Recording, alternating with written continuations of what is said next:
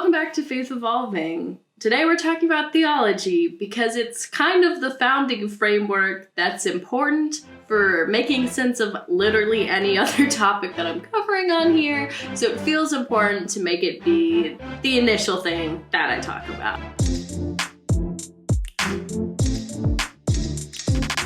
With theology, we can just start off by breaking down the word. So there's the and then ology. So first things first is the root of it. And so you can think of like, if you've ever heard the words like theism, monotheism, pantheism, all of that kind of stuff. The common thing is and that's God. So you can remember that by like the beginning and the end. God. And then ology is the study of. So, like your biology, psychology, anthropology, Scientology, maybe not that last one. Theology is just the study of God and religious belief. It's worth noting that I'm approaching this from a Christian context because that's my religious tradition, but like Christianity doesn't have a hold on the entire concept of theology. Other religions have theology. So with that being said, within this Christian context, there are four main approaches to the practice of theology, the method of theology, some methodologies, if you will. Shut the hell up, bitch. This is a lot of big words. I'm so sorry. I am.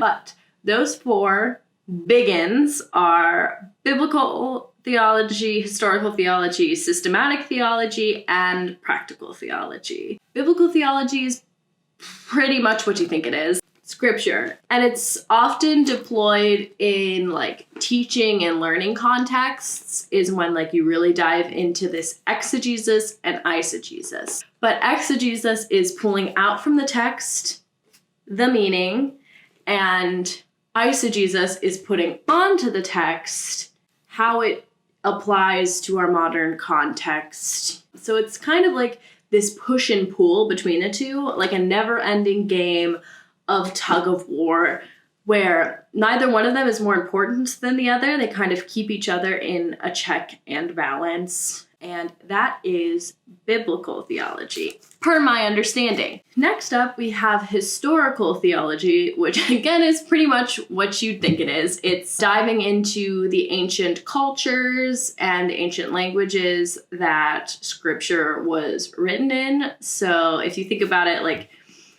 it ranges from like back when like Babylon and like the early days of like Egypt, and then also ancient Greece. Jesus happened during ancient Rome. Like that's a big block of history. Those contexts change, the language changes, the type of philosophical thought that was going on evolves and changes within all of those different contexts.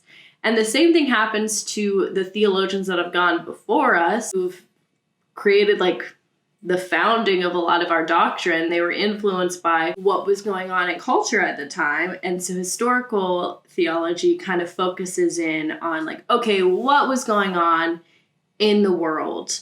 And how is that going to help us in our exegesis of pulling out of the text what the actual meaning is?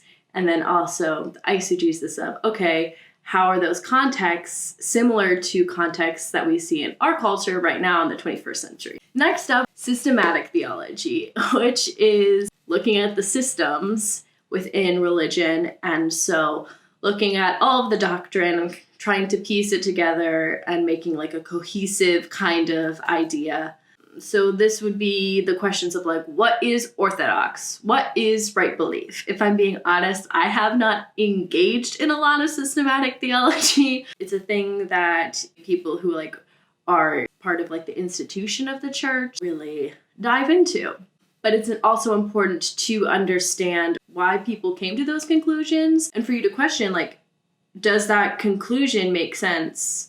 Or was it skewed by what was going on in the world at the time? Practical theology, which is the fourth one, is focusing on the practical application of religion, of scripture, of all of these things that we're engaging with the divine on our everyday lives. How does it guide us in the way that we interact with others and interact with the world around us. God isn't just something that happens if you're a Christian Sunday during church, but something that like carries you throughout life. I believe that not one of these is better than the other. So think of a stool. This is pulling from this idea of the Wesleyan quadrilateral. I grew up Methodist, so John Wesley. But it's this idea that scripture, reason, experience, and tradition. Of course, I forgot the one that goes with systematic theology because it's the one I struggle with the most. All come together and all inform how we interact with God. They all inform our religious life.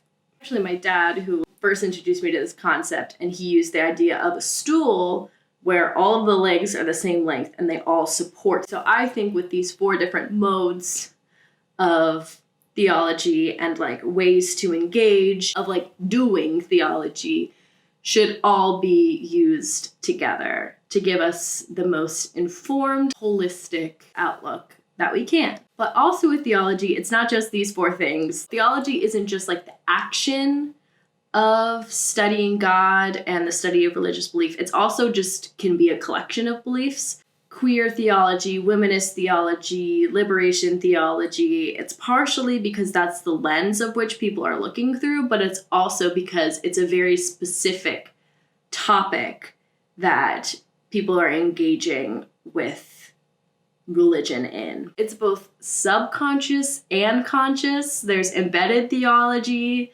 which is this idea of you kind of get ideas through osmosis from the culture around you, from what your parents say, what your friends say, what religious leaders around you say, what the news says, what movies tell you about God and religion.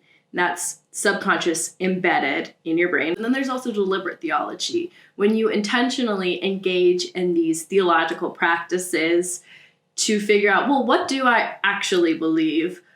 Who is God actually? What does this reveal to me? And that's what I really want to encourage on this channel, is dismantling biases that we might have and really figuring out for ourselves what our faith is. And yours might look very differently than mine. And I think that's the absolute beauty of faith, is that it's very personal and it's very individualized. This is just like a brief taster dive into theology. There's a myriad of theological subsets. If you literally just go to like the theology Wikipedia page, you could just like be clicking on different hyperlinks for hours and hours and hours and find yourself somewhere random. But I encourage you to do that research. And as always, like this, if you liked the video and you want to give it some more engagement so it reaches more people, or comment below any questions you have about theology that people in the comments can help you explore, or maybe like we make like a whole video about it. And then also fact check me if anything I say is super wrong, because I want to learn alongside this teaching. A lot of the things that I'm going to be talking about in these videos, I learned through researching the topic. It was a question that I had and I wanted to figure it out and then share. So it's definitely a process. It's ever evolving. Our faiths, they are. So thank you for tuning in. Bye.